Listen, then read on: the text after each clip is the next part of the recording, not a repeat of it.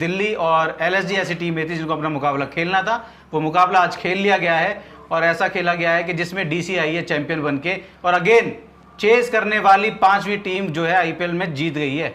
इसका मतलब फंडा भी क्लियर हो गया। एलएसजी की हार हुई है, थोड़ी चुभेगी उनको, क्योंकि वो एक समय पे उन्होंने वो कंडीशन कर ली थी कि शायद वापसी कर रहे थे। मोहम्मद शमी आए, ज़बरदस्त आया, मोहसिन ने तो क्या ज़बरदस्त गेंदबाजी की, प्रिंस यादव भी आते हैं, पर वो समीर रिजवी और ट्रिस्टन स्टब्स का जो पैर था ना पिच पर, उसको उखाड़ नहीं पाए।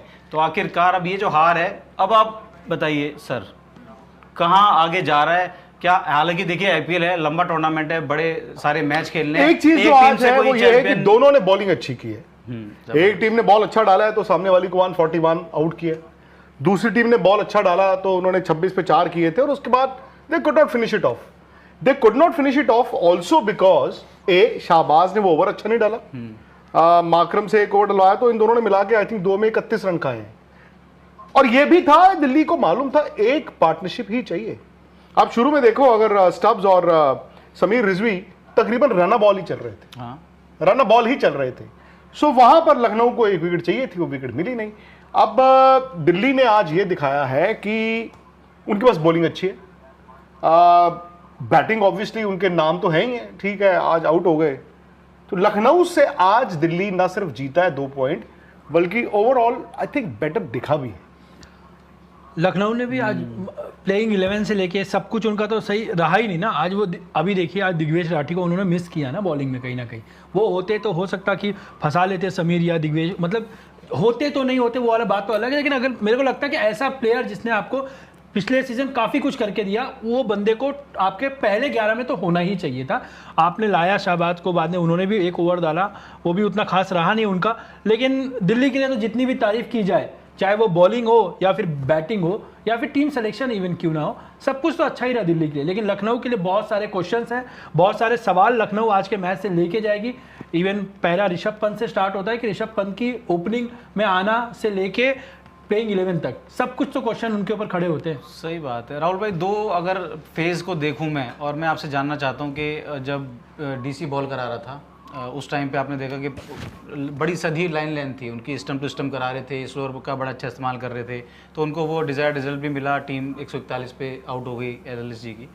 इसके बाद जब वो बैटिंग करने के लिए आते हैं, इनिशियल फेजेस में गेंदबाजी अच्छी हुई, इसका नतीजा ये है कि 26 पे 4 भी दिखते हैं आपको। पर ये जो पार्टनरशिप बिल्ड हुई है, वहाँ पे आपको क्या लगता है कि बॉलिंग में थोड़ा इधर उधर हुआ, कुछ बैटर कर सकते थे, उनको सेट होने का मौका दिया, या शायद समीर रिजवी और ट्रिस्टन स्टब्स के सामने ये बात क्लियर थी कि टारगेट बहुत बड़ा नहीं है, तो हम शुरुआत में संभल के खेल लेते हैं, चाहे जैसी मर्जी बॉलिंग हो, बाद में हम कवर अप कर लेंगे। तो मैच से पहले जो इन दोनों टीमों में डिफरेंस था ना, मैच के बाद भी एक्चुअली वही डिफरेंस रहा, वो था मिडिल ऑर्डर। क्योंकि टॉप ऑर्डर दोनों का फेल हो गया और थोड़े बहुत रन वहां पे अब्दुल समद ने बनाए, थोड़े बहुत रन वहां पे मिचेल मार्श ने बनाए थे एज एन ओपनर। बाकी जो फर्क था, जो हम बात कर रहे थे शुरू में भी मैच की, कि यार दिल्ली का ना जो मिडिल ऑर्डर है वो बेहतर दिख रहा है उनसे, और इवेंचुअली वही हुआ। वहाँ ट्रिस्टन स्टब्स थे और समीर रिजवी जो हैं, समीर रिजवी वहाँ पर बल्लेबाजी उन्होंने उनको करने के लिए भेज दिया। उन्होंने डेविड मिलर को और डिले कर दिया कि भाई ऐसा है कि डेविड मिलर को हम अगर ज़रूरत पड़ती तो उनको बाद में यूटिलाइज कर लेंगे। उनकी ज़रूरत पड़ी नहीं उनकी बैटिंग की और वो जीत गए। और प्लस 140 रन, मतलब रन बॉल आपको स्कोर चाहिए था। बट जो भी है, आपको समीर रिजवी अगर रन नहीं बनाते आज, फिर हम बोलते यार देखो वो वही समीर रिजवी हैं, रन नहीं बने। बट आज उन्होंने मैच विनिंग 70 नॉट आउट बना दिए आज। और ट्रिस्टन स्टब्स ने अपने 39 रन बना दिए। उनको ज़रूरत ही नहीं थी आज कुछ एक्स्ट्रा करने की, रन बॉल खेलते रहे। प्लस उनको भी ये पता था कि ये मैच फंसेगा नहीं। क्यों? क्योंकि इवेंचुअली 5वें बॉलर की दिक्कत एलएसजी को आएगी ही आएगी। अब आप देखो ना, उन्होंने शाहबाज और माकरम से 2 ओवर कराए, 29 रन उन्होंने नहीं दिए।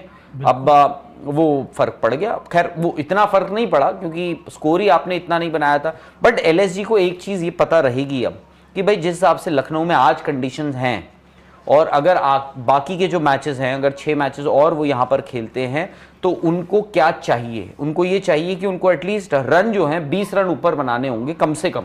अगर वो 170, 72, 75 बनाते हैं, they will always be in the game, considering कि उनकी गेंदबाजी क्या है और लखनऊ में आपको कंडीशंस कैसी मिली हैं। आज उनकी बैटिंग ही नहीं चली। 140 यार, आजकल स्पेशली आईपीएल में जहां पर आपके पास इंपैक्ट प्लेयर भी होता है, 140 ना मोर ऑफन देन नॉट क्या मतलब 100 में से 90-95 बार ये चेज होगा ही होगा 140 का जो स्कोर है। तो इसलिए आई थिंक एलएसजी ये भी सोच सकता है चलो पहला गेम था, हमने कुछ ट्राई करना था, कर लिया, बट ये है कि हमें पता लग गया कि हमारे पास क्या है और हमें क्या करना है। विक्रांत सर, अब 5 मैच हो चुके हैं आईपीएल के, 10 टीमों ने अपने जोहर दिखा दिए एक तरीके से। आरसीबी उधर जीत गया, एमआई जीत गया, पंजाब जीत गया, राजस्थान जीत गया और आज दिल्ली भी जीत गया। अगर एक मैच मतलब एक मैच से कोई टीम आईपीएल 2026 जीत नहीं लेगी, एक मैच जीतने से और एक मैच हारने से वो गवा भी नहीं देगी मौका। मैं आपसे जानना चाह रहा था कि अब अगर ये परफॉर्मेंस देखा जाए तो अब आपको इन 10 टीमों में से अगर आपको 5 और 5 के अंतर में करनी हो, ऊपर के हाफ में और नीचे के हाफ में, जो पांचों जीते हैं वो तो फिर ऊपर है ही। इनमें से कौन ऊपर आ सकता है? हारने वालों में गुजरात को मैं रूल आउट नहीं करूंगा, नंबर 1। नंबर 2 मैं लखनऊ को भी अभी रूल आउट नहीं करूंगा। कितने हो गए? 7। हैदराबाद रह गया, चेन्नई रह गया और कोलकाता नाइट राइडर्स रह गया। तीनों अभी अगर आप मुझे पूछोगे कॉम्बिनेशन के हिसाब से, स्क्वाड प्लेन 12 के हाँ, हिसाब से, मतलब हैदराबाद का क्या है ना, they will win a few games सिर्फ बैटिंग के बेसिस पे। और सवाल आता है कि पैट कमिंस अगर आ जाते हैं आधे सीजन के बाद आएंगे, सो एज बॉलर वो कितने इफेक्टिव रहे हैं इससे पहले जो रहेंगे अब, तो क्या वो सपोज कीजिए वो 8वें मैच से आते हैं, मैं कहता हूं हैदराबाद 7 में से 3 भी जीता हो तो मैं कहूंगा यार इनके पास है बैटिंग की वो माइट, ये ना अगले जो 7 है उनमें से 5 जीत सकते हैं। बट अगर वो 7 में से 2 ही जीते होंगे फिर उनके लिए मुश्किल होगा। कोलकाता नाइट राइडर्स का भी मुझे थोड़ा सा ना ये लगता है कि यार बॉलिंग वीक। हाँ, मतलब उसमें क्या हो गया ना, सुनील नारायण और वरुण चक्रवर्ती, उनके 8 ओवर बड़े क्रिटिकल हैं। एंड अगर वो 8 ओवर में मिला के दोनों 4-5 नहीं आउट करेंगे तो कोलकाता के लिए दिक्कत आएगी। उनकी फिर वही प्रॉब्लम है जो लखनऊ की लास्ट ईयर थी। And I sympathise with Kolkata Knight Riders के आपका फर्स्ट फास्ट बॉलर, दूसरा, तीसरा, चौथा सब कोई इंजर्ड है, कोई अवेलेबल नहीं है, किसी को आईपीएल से निकाल दिया। सो आसान नहीं होता है दोबारा से टीम बनाना। बाकी उनके पास बैटिंग में भी मुझे ऐसा नहीं लगा जो हम हैदराबाद के लिए कह सकते हैं कि यार चलो बॉलिंग है नहीं बट एक यार चले 250 रन ही बना देते हैं। तो अभी अगर आप मुझसे पूछो 3 टीमें जो मुझे लैग करती दिख रही हैं, unless they do something dramatic, A Chennai Super Kings, B Sunrisers Hyderabad, C Kolkata Knight Riders. 3 टीमें। एलएसजी तो मेरी टॉप 4 की टीम थी वैसे। नहीं मतलब एलएसजी को मैं रेस या टीम तो देखो ना, नहीं, मैं ऐसा नहीं है कि निकोलस पूरन ने रन नहीं बनाने, इसीलिए ऐसा नहीं है कि मार्करम, मिचेल मार्श और ऋषभ पंत ने रन नहीं बनाने।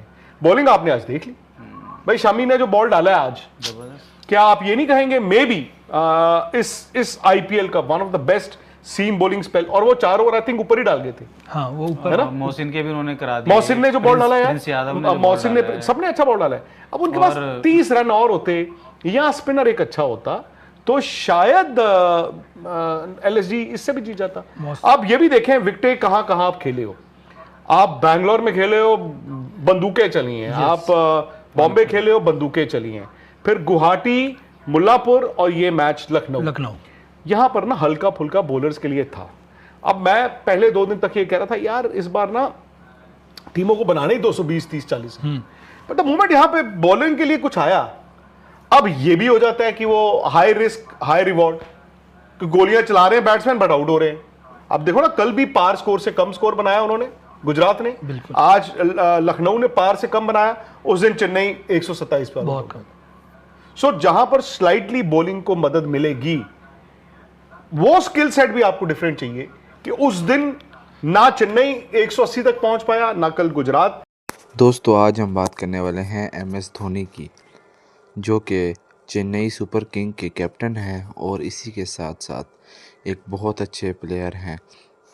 चेन्नई सुपर किंग के कैप्टन जो कि एमएस धोनी, इन्होंने चेन्नई सुपर किंग की कैप्टनशिप के साथ साथ चेन्नई सुपर किंग को एक अच्छे अंदाज से तरतीब दे रखा है और हर साल आईपीएल की बेस्ट टीम होने की कोशिश करते हैं।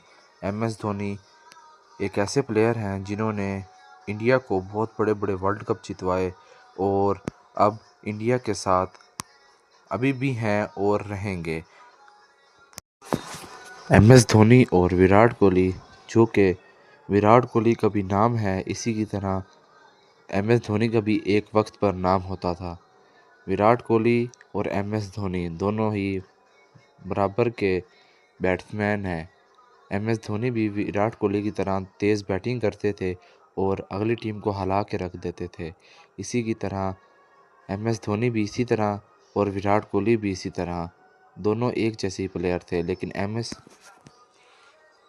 धोनी की इस साल IPL में देखना है ये है कि इनकी परफॉर्मेंस कैसी जाती है, अच्छी जाती है कि बुरी। और देखने में आ रहा है कि MS धोनी का ये आखिरी IPL मैच है और अगले साल वो IPL नहीं खेलेंगे। अब देखना ये है कि वो इस IPL में अपनी टीम को विनर टीम IPL की विनर टीम का अवार्ड हासिल करवाते हैं कि नहीं। इसी की तरह MS धोनी एक बहुत अच्छे कैप्टन भी हैं और बहुत अच्छे प्लेयर, और MS धोनी को अच्छी तरह से टीम मैनेज करना भी आता है। दोस्तों, आपको हमारी वीडियो पसंद आई हो तो लाइक करें, हमारे चैनल को सब्सक्राइब करें।